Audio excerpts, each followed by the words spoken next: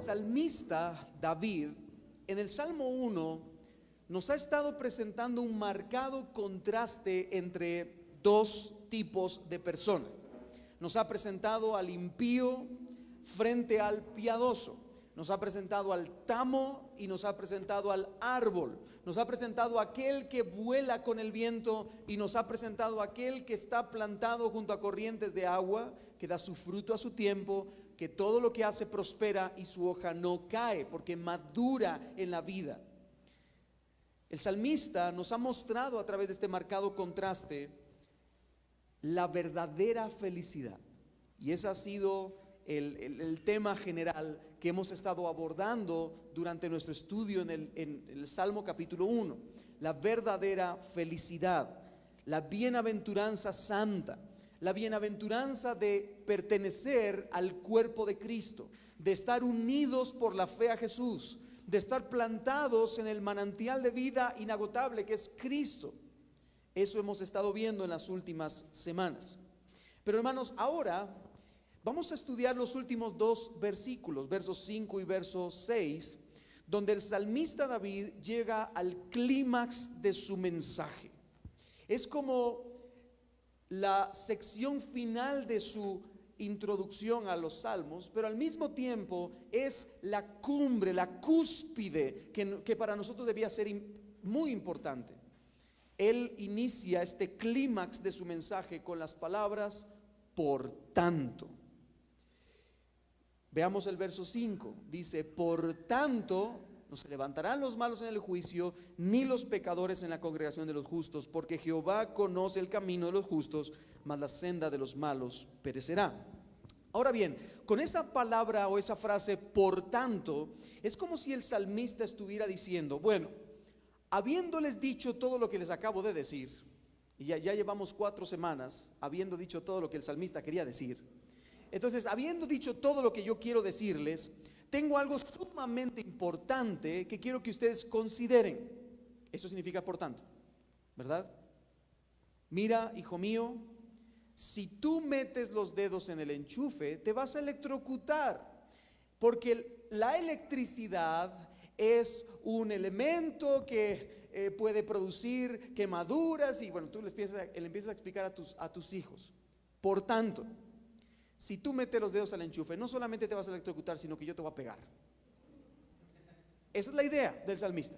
Por tanto, por tanto. Ahora, ¿qué es eso importante? ¿Qué es ese por tanto que él quiere decirnos? Bueno, el salmista David en estos últimos 2 versículos nos dice, si usted recordará, inicia el texto, versículo 1 diciendo: bienaventurado el varón que no anduvo en consejo de malos. Bienaventurado, ahí está la felicidad para la vida, la felicidad verdadera, la felicidad permanente. Ahora bien, el salmista está diciéndonos en estos 2 versículos, y se lo resumo en palabras sencillas: el bienaventurado goza de una felicidad verdadera no solo en esta tierra, sino que es una felicidad eterna, duradera, que no es pasajera, que permanece para siempre. Es una felicidad que al enfrentar la muerte permanece firme, no le tiene miedo a la muerte, sino que está de pie todo el tiempo. Sin embargo, y en contraste, porque realmente el Salmo 1 y la mayoría de los salmos son contrastes, así que en contraste,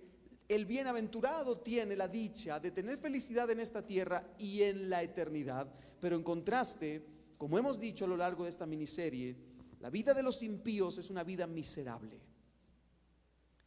No es más que tamo que arrebata el viento. Y al final de su vida miserable, frente a su muerte, el tamo tendrá una muerte miserable y una eternidad miserable. Ese es el contraste que nos presenta el salmista David aquí en estos 2 versículos. Nos dice: el bienaventurado tiene vida eterna. Considéralo, tiene vida eterna. Pero el miserable, el tamo, jamás obtendrá la bienaventuranza eterna. Es tan miserable en su vida y será tan miserable en la eternidad, porque pasará toda la eternidad bajo condenación. Así que, hermanos, al final solo hay 2 destinos. Y esto no solamente es un mensaje de David, es un mensaje cristocéntrico, es un mensaje apostólico. Cristo en el Sermón del Monte nos dijo, solamente hay dos puertas, la puerta ancha y la puerta estrecha. Solamente hay dos caminos, el camino ancho y el camino estrecho. Y solamente hay dos destinos, la eternidad y la condenación. Así que solamente hay dos destinos. Esa es la idea que quiere tratar el salmista en estos dos versículos. Solo hay dos destinos. La vida piadosa conduce al deleite y disfrute eterno, y la vida impía conduce a un final miserable al enfrentar la muerte. Y eso es precisamente de lo que queremos hablar hoy, el destino final, el destino final. Y alguien me escribió cuando puse la publicidad en internet, alguien me puso destino final y me puso, ¿y cuál de las películas vas a hablar? ¿Qué número de película es? Y yo le dije, la última de todas, el final de la historia, la última de todas las películas, el destino final de todos. Y lo primero que yo quisiera hacer esta mañana es que a la luz de este texto consideráramos, hermanos míos, que la vida tiene un final. La vida tiene un final, nosotros no somos eternos. Y eso me lleva al primer punto, al primer encabezado de esta mañana, el final de la vida. El final de la vida. Hermanos, el problema principal de los impíos, es que son necios. Esa es una palabra fuerte, pero eso es una realidad y la palabra del Señor está plagada de esa realidad. En una y otra vez, nuestro Dios, inspirando a hombres santos, nos hablan de que los impíos son necios. Abandonan a Dios, desconocen a Dios, no quieren pensar más allá, son simplemente necios. Y muy especialmente son necios porque quieren vivir la vida solo pensando en el presente.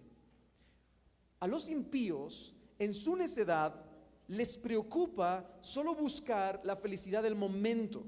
No toman en cuenta las consecuencias. Mira, joven que estás aquí, si tú entras en una relación de fornicación con otra persona, probablemente va a haber un embarazo no deseado. O sea, eso no es un secreto. Eso no es un secreto. El problema es que en la mayoría de las veces somos necios y no queremos entender en nuestra necedad que hay consecuencias. Solo quiero la felicidad del momento, solo quiero vivir el ahora, solo quiero lo que me dan ahora mismo. No pienso en futuro, no pienso en más adelante. Solo se tiene en cuenta lo que se puede obtener aquí y ahora. Tu mejor vida aquí y ahora, ¿verdad? Ese es el título de uno de los libros bestseller más vendidos en los Estados Unidos. Tu mejor vida aquí y ahora. Hermano, nosotros no debemos estar pensando en nuestra mejor vida aquí y ahora. La felicidad que obtenemos en Cristo es por causa de que sabemos que en la eternidad vamos a tener bendición abundante. Ahora bien, estos necios se niegan a considerar y a afrontar el final de la vida.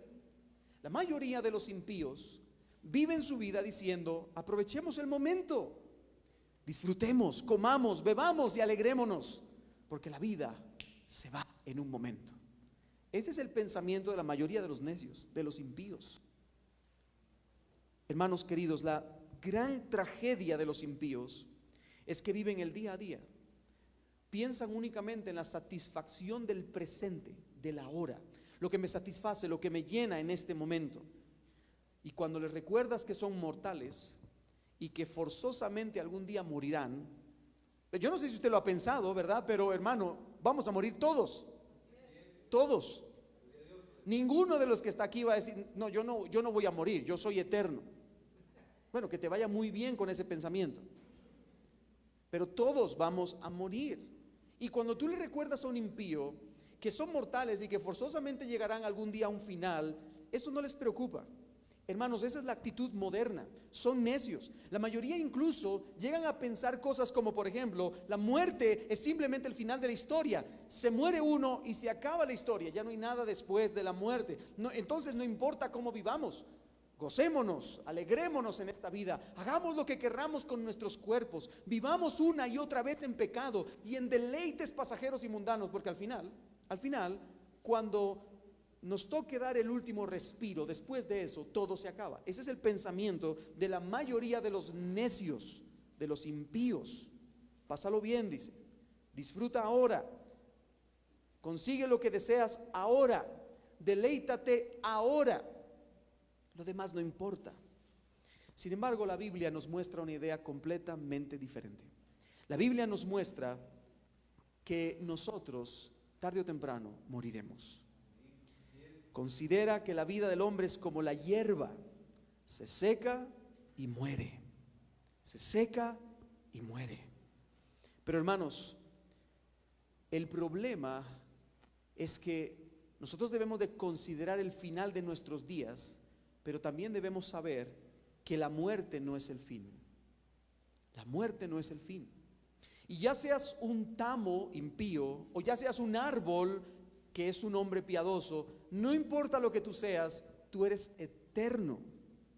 Y ese es un grandísimo problema, porque tú vas a pasar toda la eternidad en condición de árbol o en condición de tamo. Ese es un grandísimo problema. Hermanos, la muerte no es el fin. Este mundo es transitorio.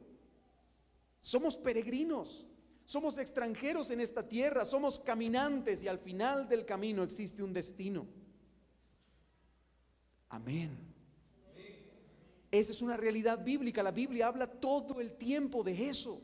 Y debemos prestar nuestros ojos y nuestra atención a esa consideración. No debemos hacernos necios en nuestros propios razonamientos. Yo voy a vivir como me dé la gana, viviré mi vida como yo quiera, viviré para mis deseos y mis placeres y mis deleites y mi carnalidad.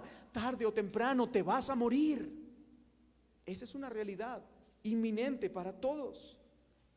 Ahora bien, espero no estarle asustando, ¿verdad?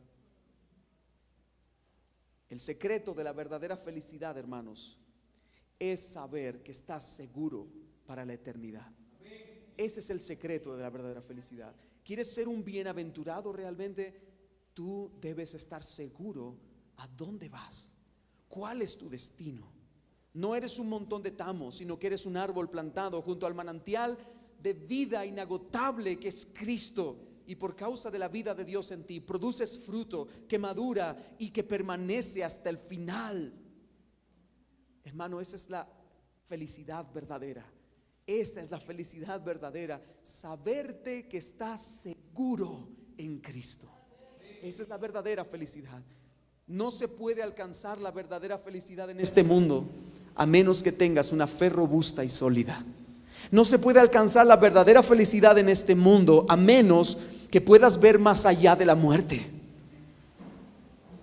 No se puede alcanzar la verdadera felicidad en este mundo a menos que hayas venido a Cristo en arrepentimiento y fe y te hayas refugiado en Él y que Él sea tu único estandarte, tu defensa, tu fe, tu única esperanza. Esa es la verdadera felicidad. La verdadera felicidad produce esperanza frente a la vida y frente a la muerte. Tú eres como un árbol cuya hoja no cae porque estás seguro en el plan soberano de Dios, pero también eres un árbol que está plantado en Cristo de tal manera que sabes que la vida de Cristo te nutre hasta la eternidad. Esa es la verdadera felicidad. Por lo tanto, hermanos, debemos de vivir la vida con un entendimiento de lo eterno, pensando en los valores eternos, no en los valores pasajeros. Todo se acaba. Nosotros como seres humanos queremos hacer de las cosas eternas, pero las cosas se acaban. Se acaban. Hermano, yo soy una de esas personas que cuando veo un cuarto mal parqueado por ahí, le pongo cuadros por todas partes. Le meto tornillos a las paredes con tarugos, ¿verdad? De este tamaño, ¿verdad? Aseguro todas las cosas. Yo soy de esas personas. Si usted no es así, gloria a Dios. Pero yo soy de esas personas que quiere aferrarse a las cosas terrenales. Es más, si yo pudiera poner mis cuadros con cemento, yo los pondría con cemento. Ahora, hermano, así somos. Así somos. Nos encanta mantener las cosas permanentes. pero las cosas tarde o temprano se van. Hace 10 años yo era más flaquito. Y ahora soy menos flaquito, ¿verdad? Es que hay que sentirse mejor, ¿verdad? Entonces, menos flaquito. No gordito, menos flaquito, ¿verdad? Hermanos, la vida es pasajera. La vida pasa, la vida pasa. Todo se acaba. Y solo Dios hace al hombre feliz. Esa es la enseñanza de la verdadera felicidad. Ahora, yo quiero poner un ejemplo. Yo quiero poner un ejemplo específico para que entendamos esta realidad. Y voy a hablar a los padres, tanto al papá como a la mamá. Padres, ¿cómo podemos decirle a nuestros hijos que vivan para Dios? ¿Cómo podemos decirle a nuestros hijos que vivan para valores eternos, que vivan con los ojos en la eternidad, si nosotros vivimos la vida deseando esta tierra? ¿Cómo puedo yo decirle a mis hijos que busquen al Señor con devoción y con todo el corazón, si yo no estoy dispuesto a pensar en los valores eternos? Hijo mío, busca de Dios, preocúpate de las cosas de Dios, y yo no estoy dispuesto a hacer eso. ¿Cómo puedo yo instruir a mis hijos de esa manera? Déjeme ponerlo un poco más claro. Si tú le estás diciendo a tus hijos constantemente que quieres tener otro par de zapatos nuevos, que quieres tener otra casa más grande, que quieres otro carro, que quieres otro teléfono, que quieres otra tele, no te sacia nada en esta vida, no tienes contentamiento por nada en tu corazón, hermano, ¿cómo esperas que ellos logren vivir a la luz de la eternidad? Eso va a ser imposible. Tarde o temprano, ¿sabes qué van a pensar tus hijos, querido hermano? Ellos van a pensar, por el ejemplo de sus padres, que es muy importante y muy necesario vivir tu mejor vida ahora, y jamás pondrán su mirada en lo eterno. Eso es lo que van a pensar nuestros hijos. Con esto yo no estoy diciendo que no esté correcto usarse de las cosas que han sido provistas en la gracia común de Dios para nuestro deleite. Si tienes la oportunidad de comprarte un carro, gloria a Dios. Si tienes la oportunidad de graduarte de una carrera, gloria a Dios. Si tienes la oportunidad de tener una casa, gloria a Dios. Si tienes la oportunidad de mejorar un trabajo, gloria a Dios. Pero si tú constantemente tienes un vacío en el alma donde no hay contentamiento por nada, y le estás demostrando a tus hijos a través de tus palabras que no hay contentamiento, que no hay contentamiento, que no hay contentamiento, tus hijos nunca van a querer poner su mirada en las cosas del cielo. Jamás. Siempre van a estar pensando en cómo hacer más plata, más dinero, porque sabes una cosa, tú eres su mayor modelo. Hermano, es necesario que podamos vivir cada día a la luz de la esperanza de la gloria venidera.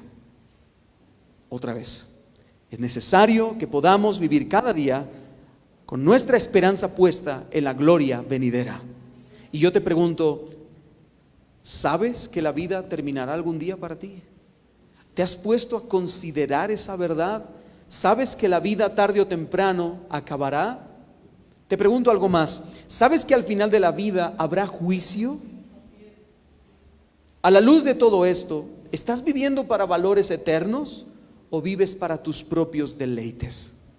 ¿Para qué estás viviendo?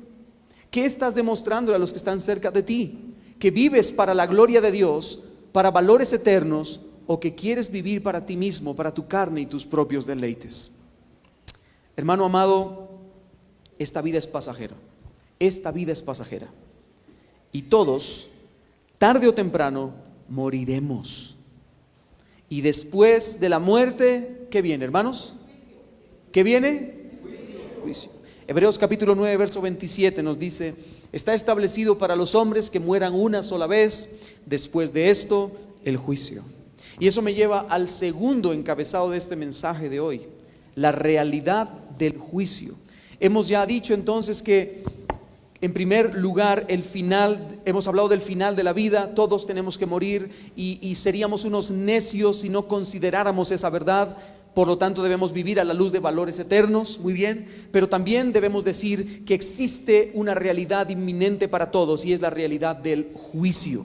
La realidad del juicio. Vayamos al versículo 5, verso 5. Dice el salmista: por tanto, no se levantarán los malos, ¿en dónde?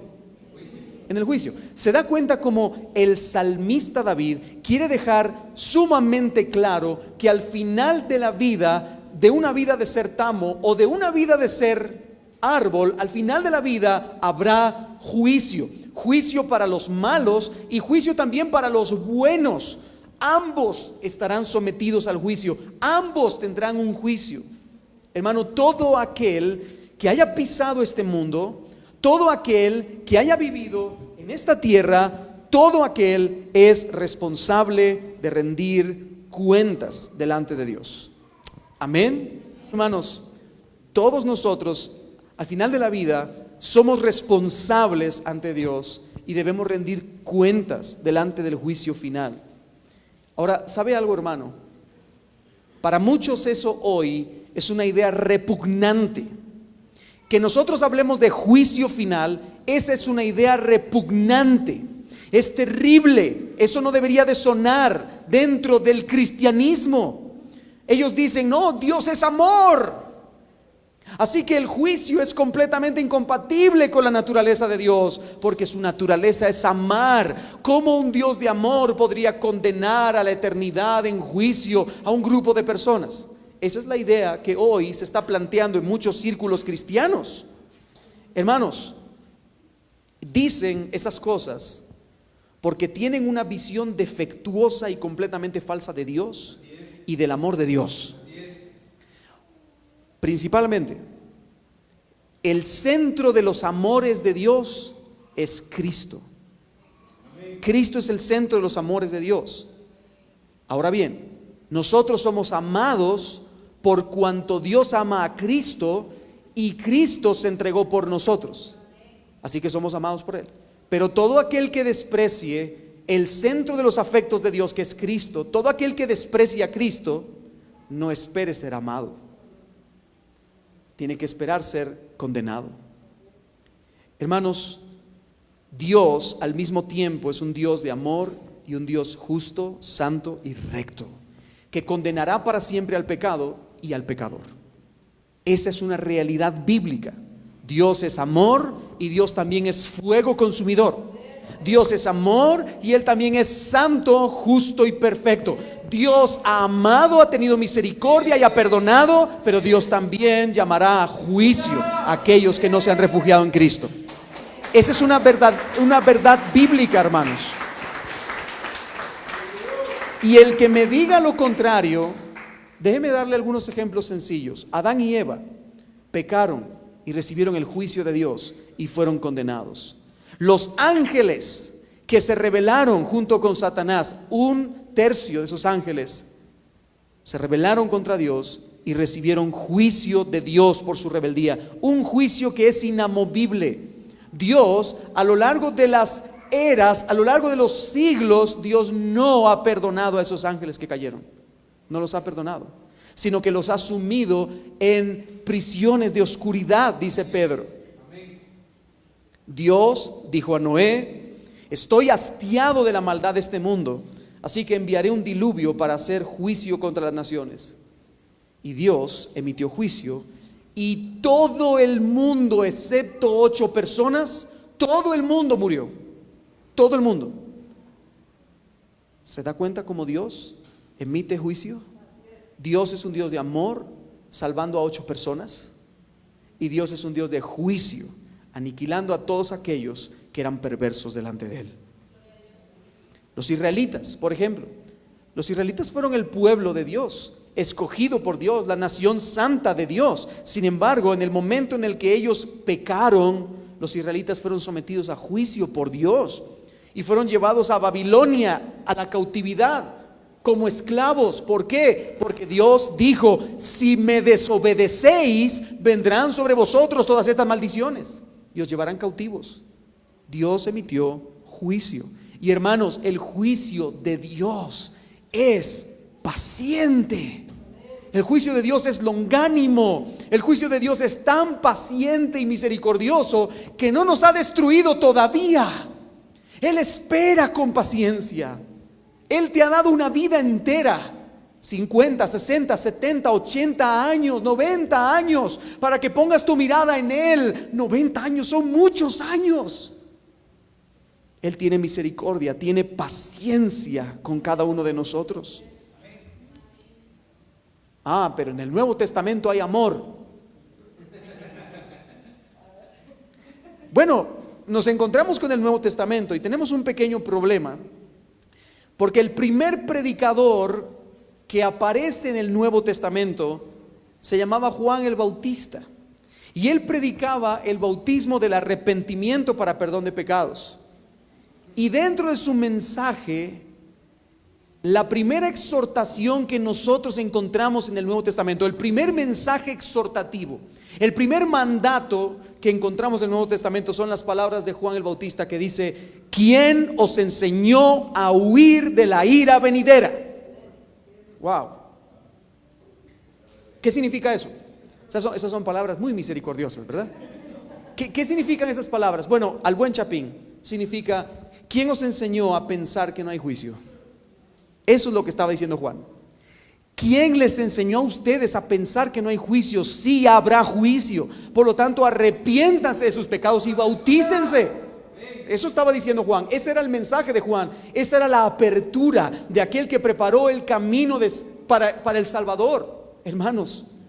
Así que en el Nuevo Testamento también encontramos mensaje de juicio. Es la primera advertencia del Evangelio. La ira venidera existe y es real. Ahora bien, alguien me puede decir: pastor, pero ¿no se supone que el Evangelio son buenas noticias? ¿Dónde están las buenas nuevas en el hecho de que tengamos que tener por claro que hay una ira venidera y un juicio venidero? Bueno, pues sí, el Evangelio precisamente es un mensaje de buenas noticias.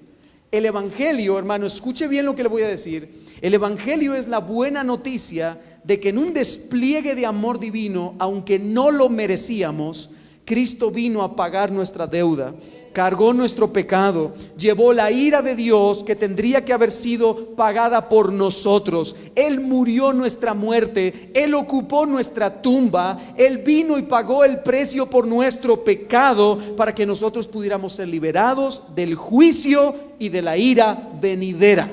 Ese es el mensaje del Evangelio. Si usted le quita del mensaje del Evangelio el hecho de la ira venidera, usted mató el mensaje del Evangelio. Porque el problema es que ninguno de nosotros puede por sus propios medios hacer absolutamente nada para ser librado de la ira venidera. Lo único que nosotros merecemos es condenación y castigo. Y lo que Cristo hizo fue darnos su vida en un intercambio de amores y Él pagar nuestra muerte.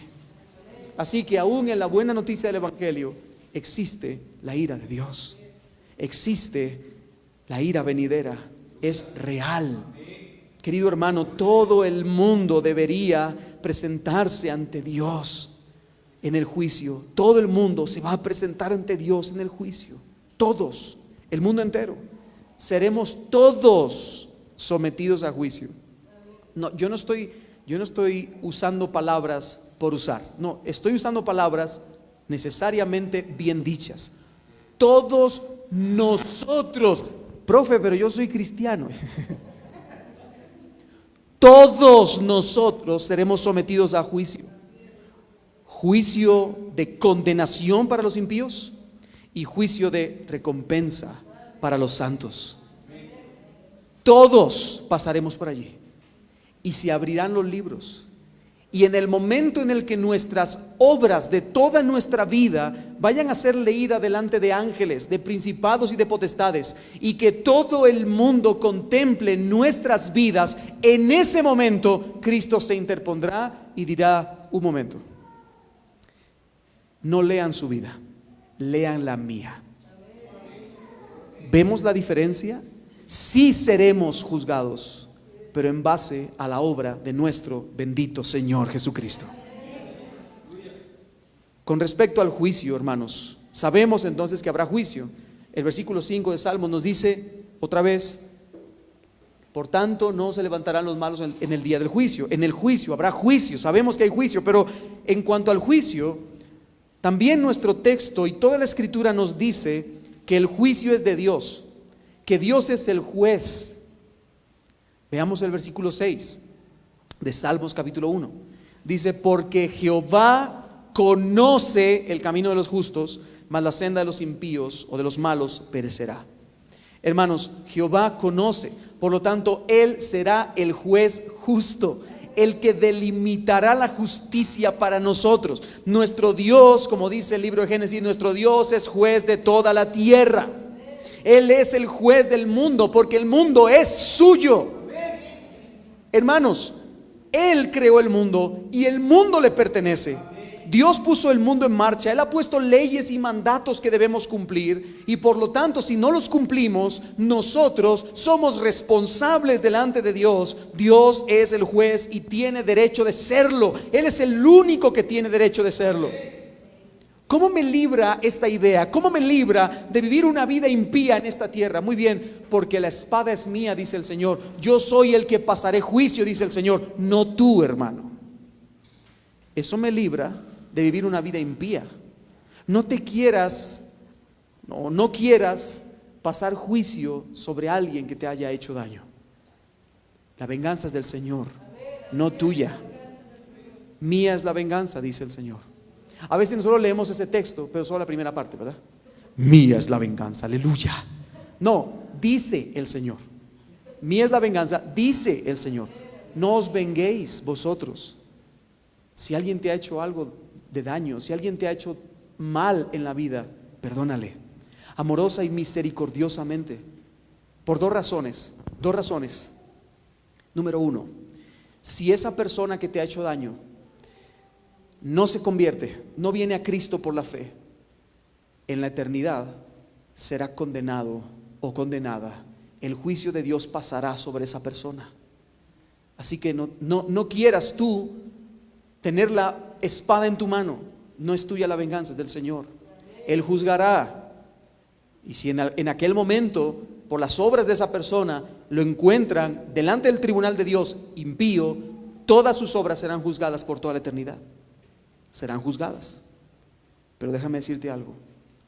Hay una segunda razón del por qué no deberíamos de juzgar. Porque si esa persona viene a Cristo por la fe, no importa lo que te haya hecho de daño, no importa la maldad que haya hecho sobre tu vida, si esa persona viene a Cristo por la fe, tarde o temprano, esa persona también será juzgada. De hecho, ya lo fue en Cristo Jesús. Cristo Jesús recibió la condena de esa persona que te hizo daño. Cristo Jesús recibió la condenación de esa persona que te lastimó. Así que no hay razones que tú puedas tener para querer juzgar a alguien en esta tierra. Me las va a pagar. No te las va a pagar a ti, se las va a pagar a Dios. Y ya sea en el juicio final para condenación, o ya sea en el juicio que ocurrió hace 2000 años en la cruz del Calvario, pero esa persona pagó su deuda o pagará su deuda. Así que no es tuya la venganza, es del Señor. Perdona. Eso es a lo que estamos llamados, perdona.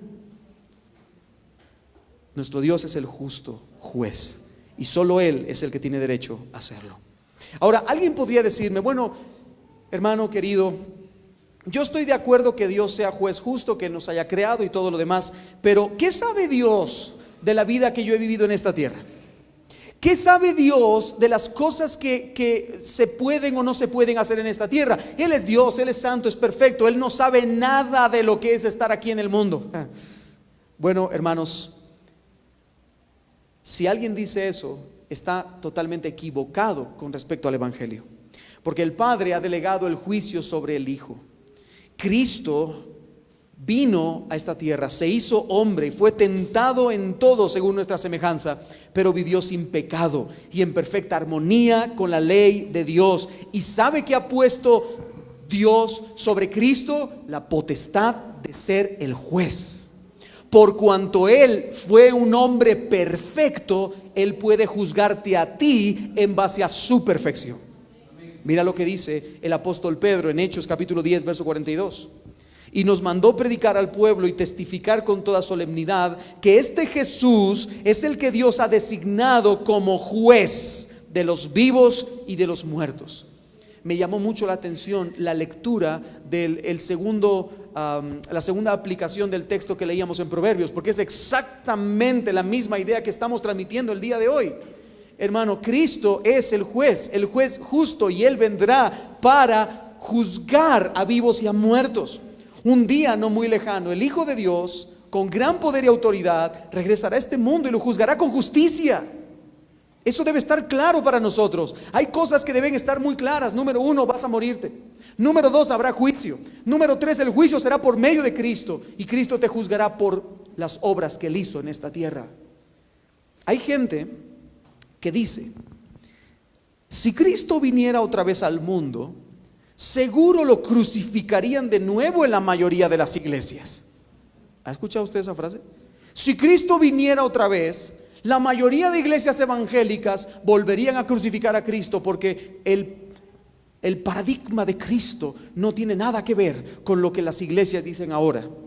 Hermanos, la idea de esta frase es hacer de la iglesia un lugar legalista, un lugar lleno de fariseos, donde solo hablan de condenación.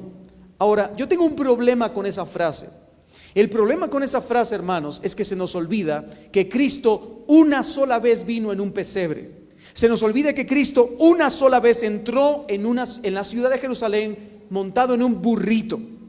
Se nos olvida que solo una vez en la historia Cristo vino para ser crucificado. La próxima vez que Cristo venga, Cristo vendrá montado en un caballo blanco, símbolo de victoria, triunfante sobre sus enemigos, trayendo juicio, porque Él es el juez. Así que las iglesias no les va a quedar chance para crucificarlo otra vez. Lo verán a Él, y todo el mundo tendrá que doblar su rodilla delante del Rey de Reyes. Y hermanos, allí se nos juzgará en base a la ley de Dios. El mismo Señor Jesucristo utilizó los 10 mandamientos, la ley de Dios, y subió el estándar. Si usted lee el Sermón del Monte es la ley, los 10 mandamientos, pero la ley estaba aquí. Jesucristo la sube aquí. O sea, ¿te es difícil cumplir la ley aquí? Muy bien, yo te la pongo aquí. No se trata de adulterar de hecho, sino de corazón. No se trata de asesinar de hecho, sino todo aquel que le diga tonto a su hermano ya lo mató en su corazón. Cristo subió el estándar, hermanos. Él le dio una correcta interpretación espiritual a la ley de Dios. Así que, hermanos, delante de Dios no son solamente los actos en sí los que primariamente importan. No, yo no he asesinado a nadie. Yo no he cometido adulterio de hecho. Son los pensamientos y los deseos, las cosas del corazón, las razones del corazón, las que pesan delante de la balanza del Señor. Como dice el salmista en el texto que estábamos leyendo, en el verso 6, el Señor conoce, el verso 6, porque Jehová conoce el camino de los justos y también conoce la senda de los malos, la cual perecerá. El Señor conoce. Literalmente esa idea es: Él sabe lo más íntimo del alma. Él conoce, y tú y yo seremos juzgados no por lo que hayamos hecho simplemente, sino por lo que somos. Por lo que somos, hermanos. Todo eso, todo lo que nosotros hacemos, pensamos, decimos, todo eso se encuentra escrito en el gran libro de los cielos. Y en el gran juicio final se abrirán los libros y se mostrará todo lo referente a nosotros, a menos que Cristo se interponga. Así que, hermanos, podríamos engañarnos, podríamos mentirnos a nosotros mismos y mentir a otra persona que está enfrente y pensar que hemos ganado, pero nadie puede esconderse de la mirada justa de Dios. Jehová es juez y conoce. No hay nada que se oculte de su mirada. No es que lo que yo hago en la intimidad de mi cuarto nadie lo sabe. Jehová conoce. No, pero es que yo me voy a ir a los confines de la tierra. Dice el salmista: aunque yo me encuentre en los confines de la tierra, allí me encontrará tu mano. Aun si me monto en las ondas del sol, en los rayos del sol, y me desaparezco, allí me asirá tu diestra. No hay lugar donde nos podamos esconder de la mano del Todopoderoso. Jehová conoce. Hermanos, en esta vida se puede ser incluso miembro de una iglesia cristiana y pasar por persona piadosa.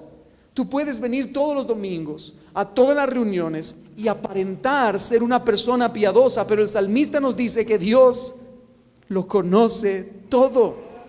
En el día del juicio Dios lo manifestará todo. Él lo sabe todo, no podemos engañarle. Así que al final, aunque hayas pasado tu vida como miembro de una iglesia, eso no significa que tú seguirás siendo parte de la congregación de los justos al final.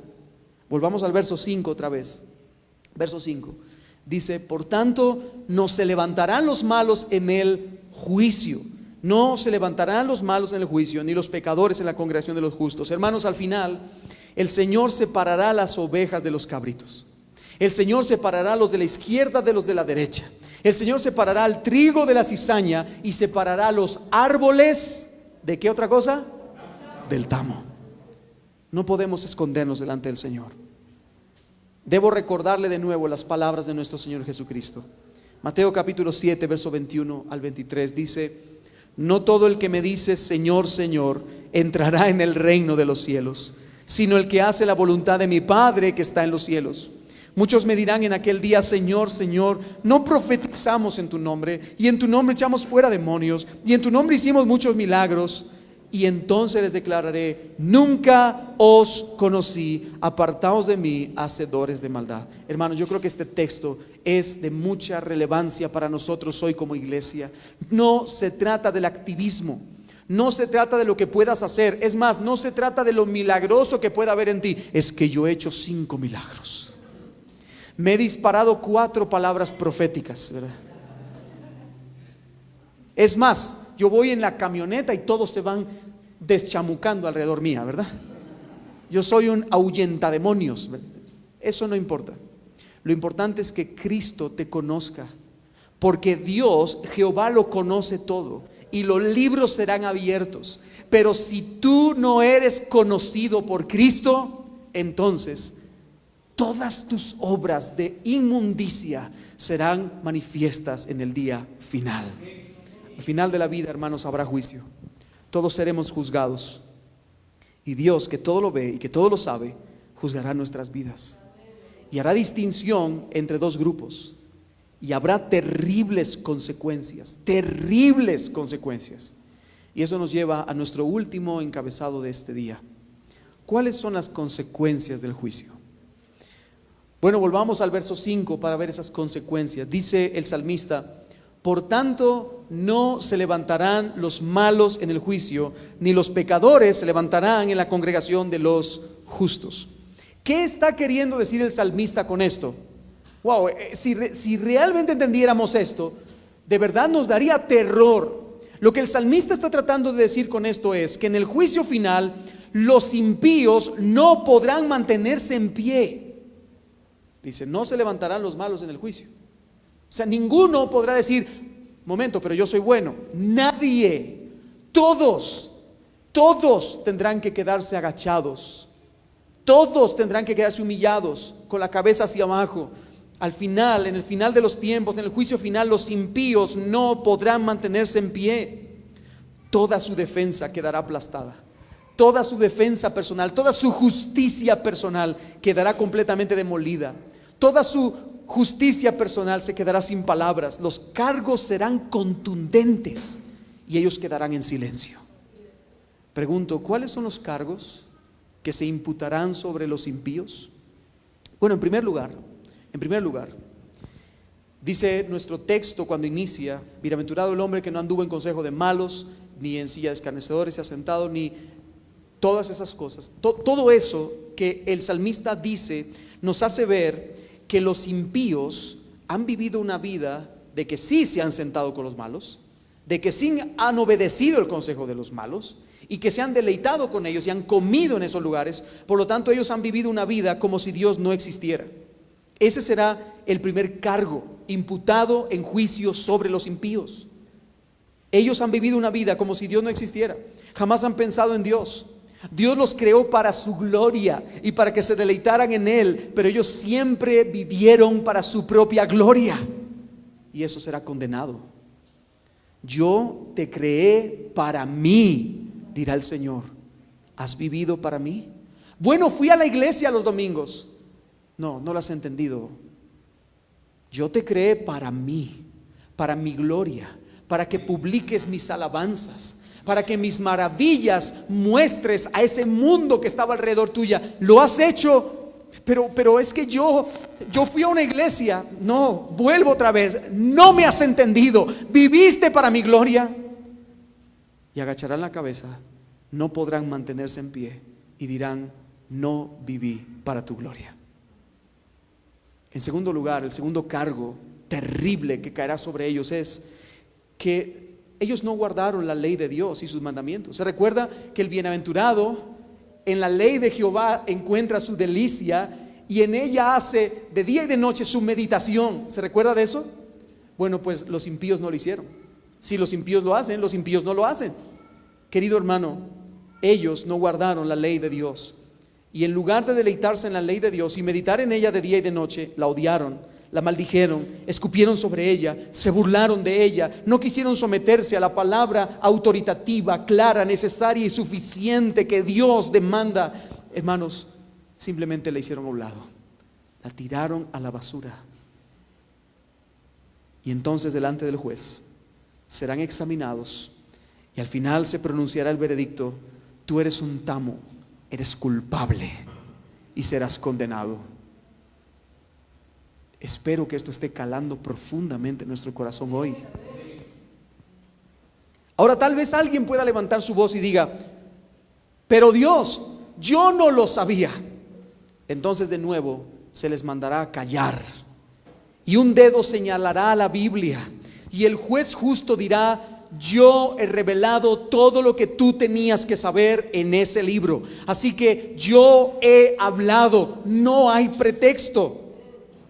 El desconocimiento de la ley no quita la culpa, porque la ley existe, ha sido revelada, no hay excusa. Así que el impío, el tamo, se callará, no permanecerá de pie en la congregación de los justos, quedará completamente derribado, derrumbado. Tal vez alguien más entre el público levante su voz y diga: pero Dios, era imposible vivir de acuerdo a tu ley. Era imposible obedecer perfectamente tus mandamientos. ¿Quién podía vivir así? ¿Quién podía amar a Dios con todo su corazón, con toda su alma, con todas sus fuerzas? ¿Quién podía amar a su prójimo como a sí mismo? ¿Quién podría guardar a la perfección tus mandamientos? ¿Quién podría guardar a la perfección el sermón del monte? ¿Quién podría cumplir la ley a la perfección? Es injusto, van a decir ellos, es injusto, es algo imposible. Y entonces recibirá una respuesta que los dejará callados definitivamente, porque Cristo se pondrá en pie y Él responderá: miradme a mí, yo cumplí con la ley a la perfección, yo viví en perfecta armonía con la ley de Dios, pero también di mi vida en una cruz, en un intercambio para salvar a pecadores como tú.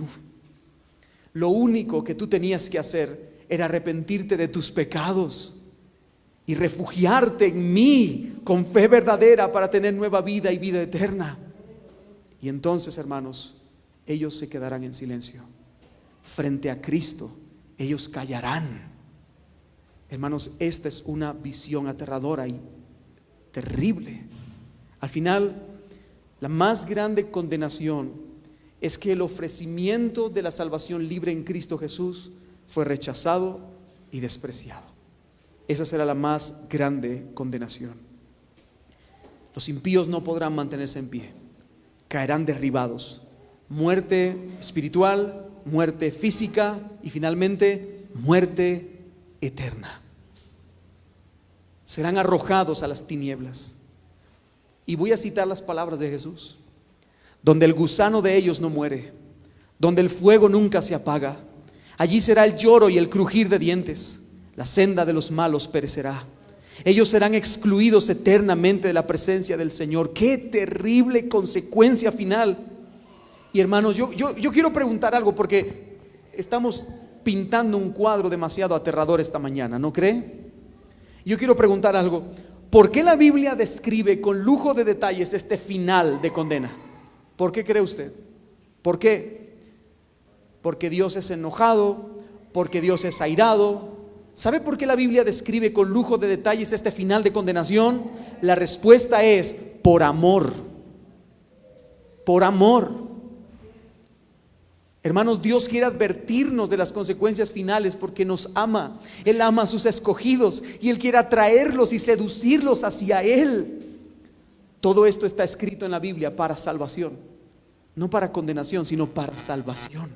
Cristo vino mostrando el camino, mostrando el destino para salvación, porque Él quiere salvar a los pecadores. Por eso, hermanos, es por lo que Cristo vino al mundo. Todos somos impíos por naturaleza y por elección. Todos nosotros, si morimos en nuestra condición de pecadores, todos nosotros iremos a esta destrucción. Todos nosotros iremos a ese lago de fuego donde el gusano no muere, donde el fuego no se apaga, donde será el lloro y el crujir de dientes. Todos nosotros iremos a ese lugar, pero Dios ha enviado un mensaje. El reino de los cielos se ha acercado.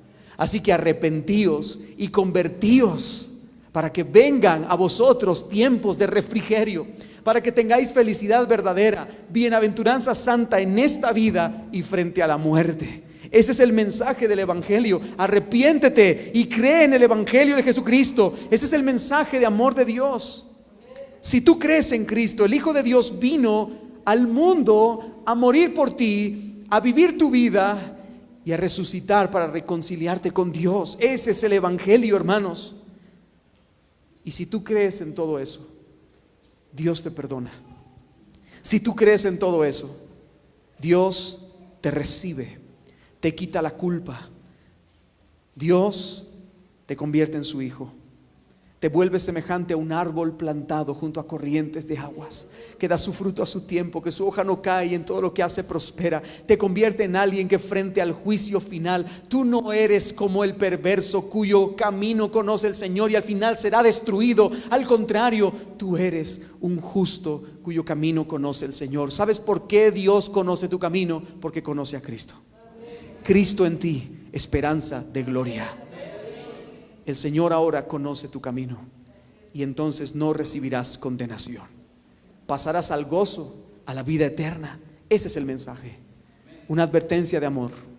Eso es lo que Dios ha hecho a través de toda su palabra. Un mensaje de amor, un mensaje de amor. Y yo pregunto, ¿has creído de corazón en todo lo que acabo de decir hoy? Si has creído de corazón, entonces, aunque los impíos no puedan levantarse en el día final, tú sí podrás levantarte con los justos en la congregación celestial. Si tú has creído en ese mensaje, estás a salvo, hermano. Nadie puede presentar cargo alguno contra ti, porque ninguna condenación hay para los que están en Cristo Jesús. Ni la muerte, ni la vida, ni principados, ni potestades, ni lo presente, ni lo porvenir, ni tribulación, ni angustia, nada puede separarte del amor de Dios que es en Cristo Jesús. Nada.